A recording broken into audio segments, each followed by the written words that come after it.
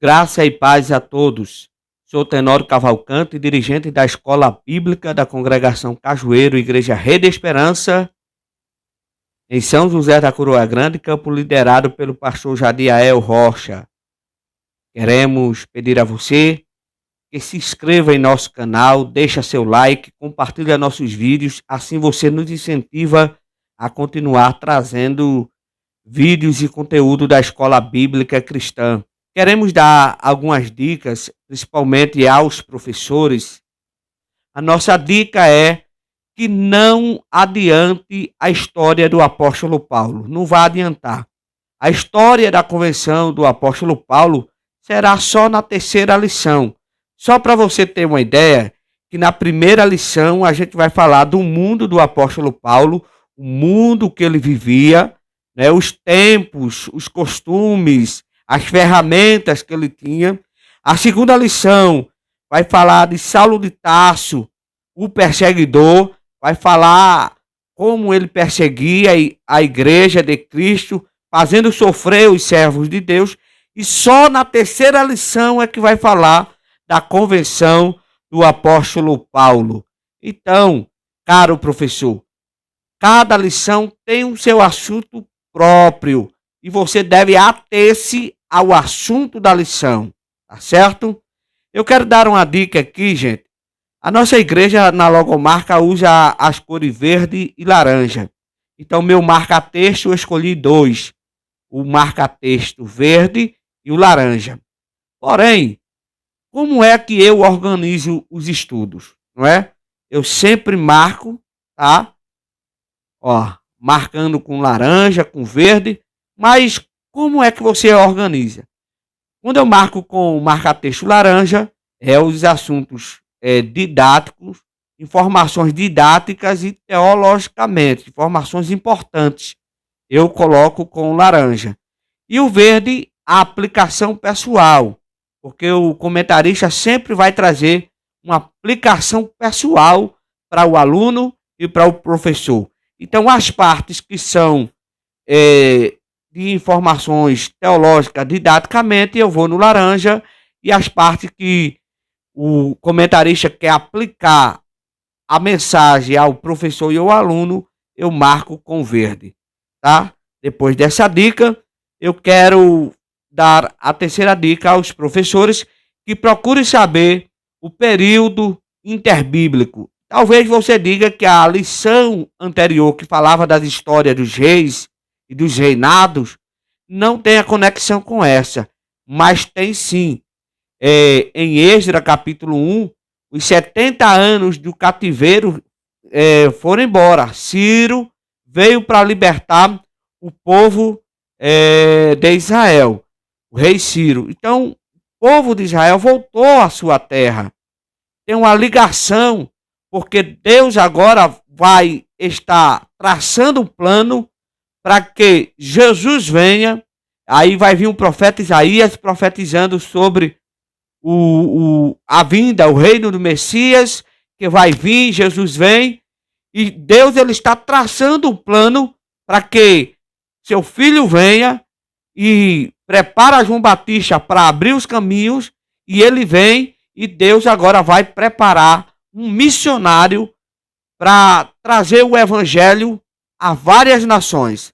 Então, existe uma conexão até das revistas. Então, aprenda que os períodos interbíblicos fazem um link da conexão com a revista que vamos estudar sobre a história e vida do apóstolo Paulo. O apóstolo Paulo, lições de vidas e ministério do apóstolo dos gentios para a igreja de Cristo. Então, existe essa conexão. A gente, para falar sobre essa conexão, também temos que falar sobre os judeus. O judaísmo, gente, se dividia em diversos grupos. Não é? Eu conheço 4, mas vou me ater só a 2. Então, o judaísmo se dividia em fariseus e saduceus. Existia também o grupo dos essênios, o grupo dos zelotes e outros grupos aí. Mas os fariseus e os saduceus, né, que na maioria das vezes você, professor, deve procurar saber o que é, porque quando a gente trata do nome fariseu, no decorrer da história, né, devido mal interpretação de alguns ensinadores, colocaram nos fariseus um significado negativo, pejorativo, que não condiz com a história. Fariseus não é pessoas falsas. Fariseus são pessoas tementes a Deus que na época observava a lei de Moisés. Agora, entre os fariseus existia alguns falsos fariseus, como pode existir falsos crentes. Então, quando a gente diz assim, você é fariseu, no sentido dizendo que a pessoa é falsa, que a pessoa é amostrado, não.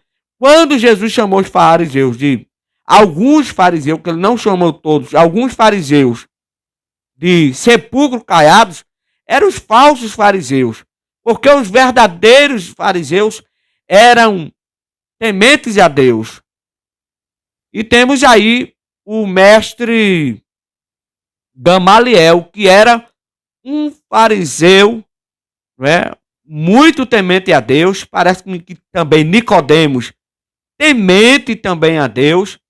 E o próprio apóstolo Paulo era um fariseu muito temente a Deus. Perseguiu a igreja, mas ele perseguia em nome de Deus, pensando que Deus estava contra o povo de Cristo e a Cristo, que a gente vai estudar isso aí, tá bom? Mas vamos adentrar a lição. O mundo do apóstolo Paulo. Nós vamos estudar o mundo do apóstolo Paulo, os períodos que ele vivia, as ferramentas que ele tinha. Então tenha cuidado para não misturar as lições. A lição de hoje é o mundo do apóstolo Paulo. Texto áureo e verdade prática. Nós vamos ver se a gente consegue ler ainda a leitura bíblica em classe. Mas vamos pelo texto áureo. Disse-lhe, porém, o Senhor: vai, porque este é para mim um vaso escolhido, para levar meu nome diante dos gentios, dos reis e dos filhos de Israel. Então pegue o seu marca-texto e faça essa anotação aí. Anote a partir do nome. Para levar meu nome diante dos gentios, dos reis e dos filhos de Israel. Tem uma parte que diz assim: disse-lhe, porém, o Senhor: vai. Essa ordem é imperativa. Deus estava dizendo a Ananias: vai, Ananias, vai, o ídolo é seu, vai, porque a palavra este ou aquele tem uma diferença. Quando eu digo este marca-texto, é porque o marca-texto está na minha mão. Este marca-texto está na minha mão. Quando eu solto o marca-texto e boto a minha distância, não é? O marca-texto está aqui em cima, exemplo, e eu estou distante do marca-texto, aí eu já não uso a palavra este, eu uso a palavra aquele. Aquele marca-texto é meu. Ele é meu, mas está distante. Aí quando eu pego ele, este marca-texto é meu. Ele é meu e está na minha mão. Então há uma diferença. Quando Deus fala a Ananias dizendo: vai, porque este, Deus estava dizendo: está na palma da minha mão. Este agora está perto de mim. Este está comigo, porque ele está na minha mão. Não é? A verdade prática diz: segundo a sua soberana vontade, Deus usa circunstâncias para fazer uma grande obra. Leitura bíblica em classe. Atos dos Apóstolos, capítulo 26, versículo 1 a 7. Depois Agripa disse a Paulo: permita-te que te defendas. Então Paulo, estendendo a mão em sua defesa, respondeu: Tenho-me por venturoso, ó rei Agripa, e que perante ti me haja hoje de defender de todas as coisas de que sou acusado pelos judeus.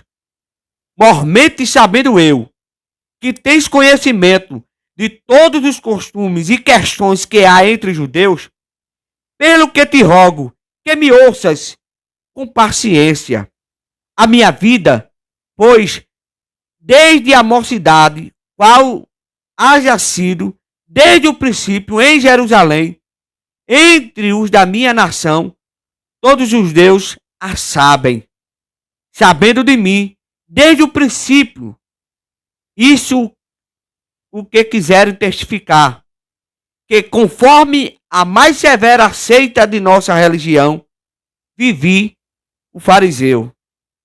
E agora, pela esperança da promessa por Deus, foi feita a nossos pais. Estou aqui e sou julgado. A qual as nossas 12 tribos esperam chegar, servindo a Deus continuamente, noite e dia. Por esta esperança, ó rei Agripa, eu sou acusado pelos judeus. No versículo 4 da lição, o apóstolo Paulo confirma que ele viveu como fariseu. Ou seja, quando ele diz que viveu como fariseu, ele está dizendo: eu fui temente a Deus. E todos da minha nação, o que eu acho interessante é que Paulo entrega um currículo dizendo aqui: a minha vida, pois desde a mocidade, qual haja sido desde o princípio em Jerusalém, entre os da minha nação, todos os judeus a sabem. A minha vida e a minha conduta estão diante de vocês, vocês me conhecem. E vocês estão querendo me julgar por uma causa que todo Israel espera e tem esperança. Então Paulo aí, ele se identifica. E dos 27 livros do Novo Testamento, 13 livros ou 13 cartas são escritas por Paulo. Pois Paulo, depois de Cristo, primeiro Jesus Cristo, o maior missionário, o Cordeiro de Deus que tirou o pecado do mundo, nos garantiu a salvação, morrendo na cruz, e antes de morrer, perdoou na cruz. Porque o que garantiu a nossa salvação não foi apenas Jesus morrer na cruz. Morrer na cruz era o sacrifício do Cordeiro que derramaria o seu sangue.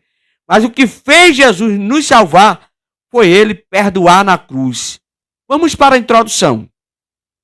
O assunto deste trimestre é a vida do apóstolo Paulo. Para compreendê-lo melhor, veremos como era o mundo que o apóstolo Paulo atuava. Por isso, o texto áureo desta lição apresenta como Paulo foi vocacionado para levar o nome de Jesus diante dos gentios. Reis, gentios, governadores foram alcançados pela mensagem de Deus através da vida do apóstolo Paulo. Primeiro tópico: o mundo de Paulo no Império Romano. Entendendo a origem de Paulo, há poucas informações concretas acerca da vida cronológica de Paulo, como a sua data de nascimento, formação cultural e religiosa. Geograficamente, o nome Paulo, a gente ou alguns ensinadores ensinaram de forma errada que Deus havia mudado o nome de Paulo. E Deus mudou o nome de Paulo. Deus não mudou o nome de Paulo. Deus, claro, se quisesse mudar o nome dele, Deus tem poder para isso, como mudou o nome de Abrão para Abraão, de Sarai para Sara, de Jacó para Israel. Deus muda. Mas na questão de Paulo, Deus não mudou o nome dele. Era o nome romano dele que já era existente. O nome Paulo. E Paulo era natural de de Tarso, capital da Cilícia, que ficava às margens de Cídicos, na Ásia Menor. Sobre o seu nascimento, não temos data precisa. Talvez tenha ocorrido no ano 5 a.C. Dessa forma, quando o nosso Senhor foi crucificado, Paulo poderia estar entre 30 a 35 anos. Então, percebe-se que mesmo de longe, Paulo já ouvia a história do Nazareno que estava curando enfermos, que estava multiplicando pães, que estava dando vista aos cegos, curando paralíticos, curando leprosos. Ele já ouvia, já estava sendo formado aos pés de Gamaliel, mas já sabia da história do Messias que estava curando muita gente, que estava fazendo milagres. Ele já sabia. Porém, Jesus Cristo ele foi crucificado. A história se passa e Paulo devia ter entre 30 anos e 35 anos quando Jesus Cristo foi crucificado. A geografia do mundo de Paulo. Geograficamente, o mundo gentílico estava sob o domínio do Império Romano. Naqueles dias, entre o ano 33 e 35 depois de Cristo, o imperador era Tibério. A dimensão geográfica do Império Romano permitia que excelentes possibilidades de viagem missionária. Segundo informes da história, a malha viária abrangia em torno de 300 mil quilômetros, sendo que 90 mil quilômetros apresentava condições excelentes para viajar.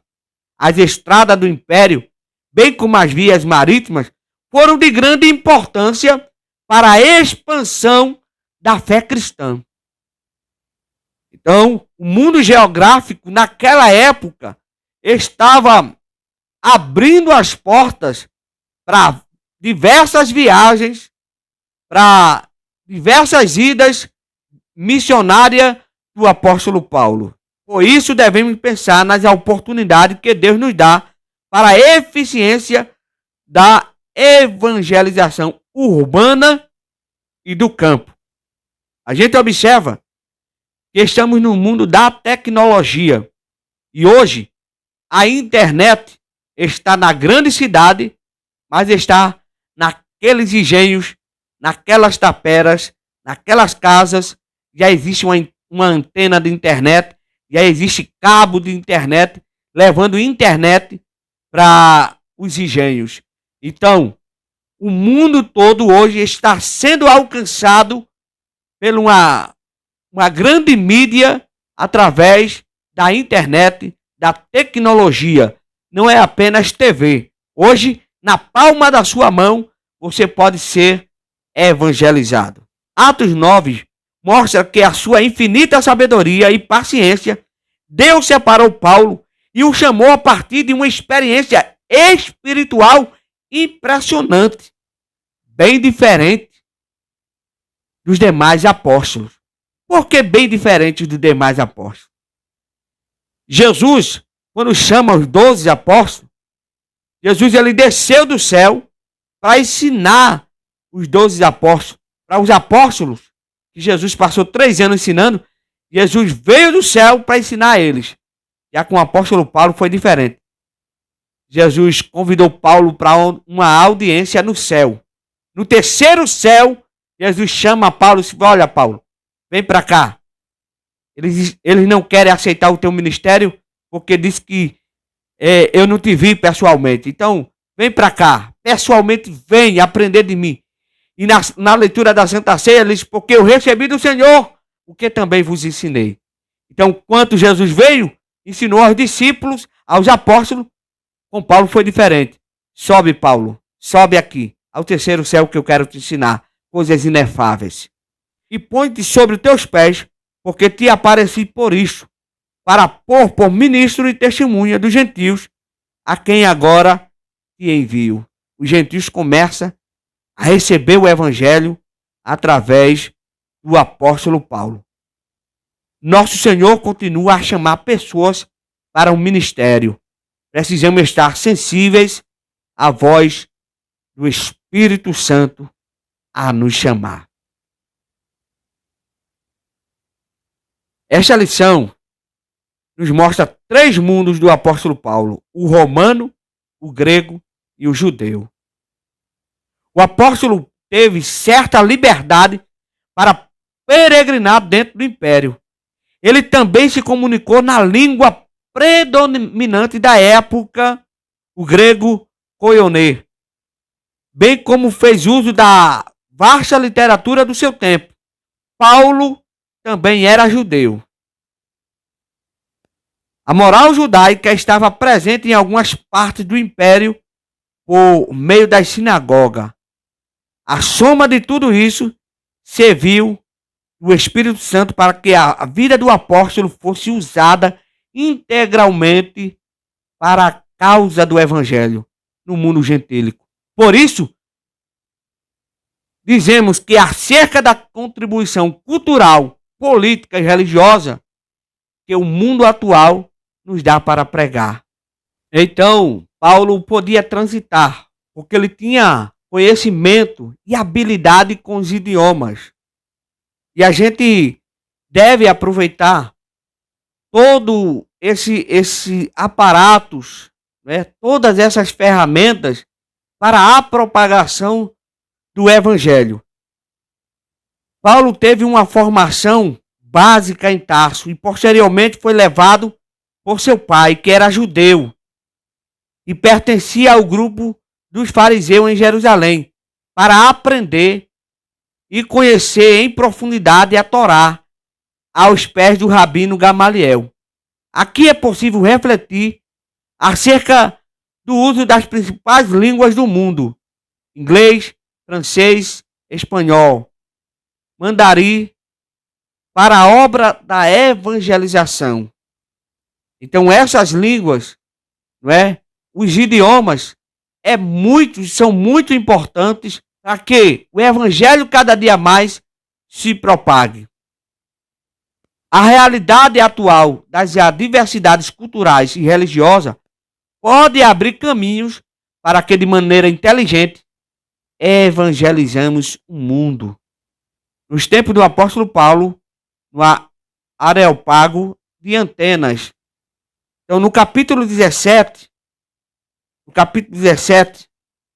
versículo 15 de Atos dos Apóstolos, eles que acompanhavam, e os que acompanhavam Paulo, o levaram até Atenas, e recebendo ordem para que Silas e Timóteo fossem ter com ele, o mais depressa possível, partiram. Enquanto Paulo esperava em Atenas, o seu espírito comovia em si mesmo, vendo a cidade tão entregue à idolatria. De sorte que ele disputava na sinagoga com judeus e religiosos, e todos os dias nas praças que se apresentavam. Então, por ele ser judeu, por ele fazer parte dos fariseus, que os fariseus era quem liderava a sinagoga, então por essa habilidade, por ele ter cidadania romana, por ele ser judeu, e por ele servir ao fariseu também, quando ele chegava na sinagoga, por ele ter aprendido aos pés do rabino Gamaliel, quem tivesse com o microfone, ou seja, quem tivesse com a oportunidade, era obrigado a passar essa oportunidade a Paulo, porque ele era doutor da lei, ele havia aprendido aos pés de Gamaliel, ele era fariseu, e como bom fariseu, ele tinha que ser dado a ele a oportunidade para ele apregoar. Só que ele agora não fala mais da lei de Moisés. Ele fala da salvação de Cristo, da crucificação, do evangelho.